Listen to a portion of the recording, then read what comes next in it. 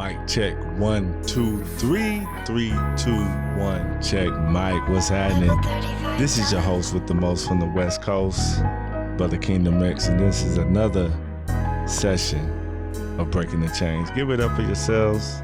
I'm clapping inside. This is very inspiring. I'm here today with two phenomenal gentlemen to my right. I'll let them introduce themselves, and then I will get into the topic for today. So what is your name, sir? Kingdom. Kingdom. Give it up for Kingdom. We have Me. Wisdom. Nature. Wisdom. How old are you? 8. How old are you? 2. So we have, and I'm 38, so we have 3 different generations right here. Very inspirational. It's like, if you can't take your children to grind, hustle, and work with you, what are you doing? Who are you working and grinding for? That has some topics, but I guess that is a great segue or a great introduction to what we should talk about. How to find purpose in your life, right? Through my journey and my experiences, when it wasn't about the money or the girls or, the glitz or the glam, it was about my purpose. Different stages of life. I'm pretty sure when I was wisdom age, I had a different desire, purpose. When I was kingdom age, I had a different desire and purpose. And now as I keep growing and evolving, I find that my purpose kind of stays the same. But I didn't recognize that at first, right? So over, the time and over, gaining this wisdom and, experience, I've been able to perceive that I've always had this North Star, something that was like, greater than, what I was pursuing in the moment. Let's say, for example, when I was in the hustle and bustle of the streets, trying to find a way to provide. And it wasn't necessarily to, keep up with the Joneses or to, outcompete my other brothers and sisters on the street. I actually wanted to, provide for my family, give them something, a better life than what we currently had, whether that was my mother, my grandmother. So, what's your purpose? That is a great question. That's a great meditation. And for me, my purpose has always been my family, always has been, legacy, always been about, something you can't pay for. I love the nostalgia that arises within me when I reflect on key moments in my life. And I guarantee less than 1% was when I got a check or when that bag came through. It was family experiences. It was first time I fell in love, first time I found out who I was.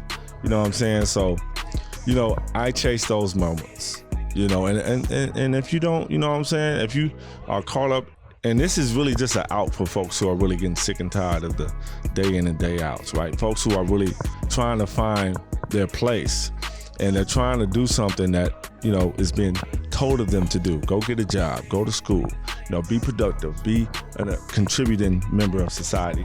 And all those things are good, but we want to get to what's great. We want to get to something that really have us excited about the day. When he wakes up, he just so excited and smiling, like keeping that, right? My son, he's excited when I play with him, but being a young man, being a young black man at that, it's some things that he's working through, and these some things I had to work through, and it's about, breaking out of that mold that was placed on me.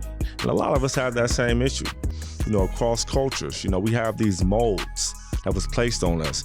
And from my experience, once I was able to break the mold, I was able to take control of my life and start living on purpose. So what is your purpose?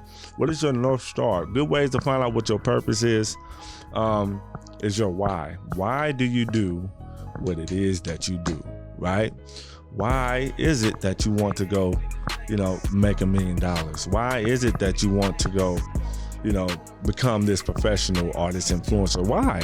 Like, what is your why? Because trust and believe, as time continues, challenges shall arise, and you're going to need something better than a paycheck or a like or a comment on social media to get you through those challenging times. And the why has always helped me get beyond that. Having something to lose has also been great for me. Dealing with my family, being in a position to provide, that keeps me up at night. making sure that I can continue that, having something, that you don't want to lose, right? Like something that's very dear to you. And it has to be something that is, it affects someone else's life. You can't just say, I don't want to lose my shoes, right? Because, what I'm saying, it's not strong enough to keep you accountable to something greater than you. And we can only do that with other human beings or the divine. But material things, it's hard to be, committed to for longevity, right? Because you will give your heart, soul, time, tears, years to this thing. And when it's time for the thing, that non-animate, that non-living being to give back to you, you're going to be cut short. You're going to be left holding the bag. And that's why a lot of folks feel depressed. A lot of folks want to commit suicide. A lot of folks are stuck in addiction because they've been pursuing something and expecting a return where there is none. This is return. Relationships, commitments.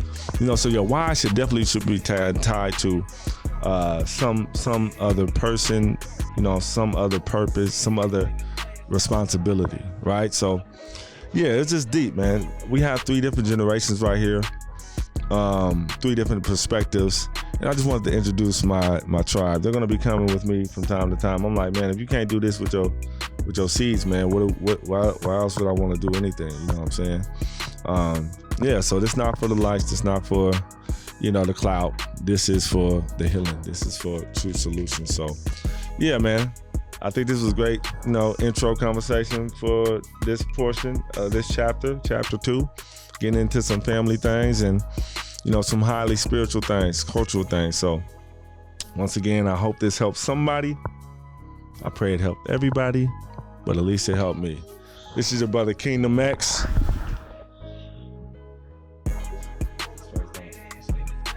Kingdom and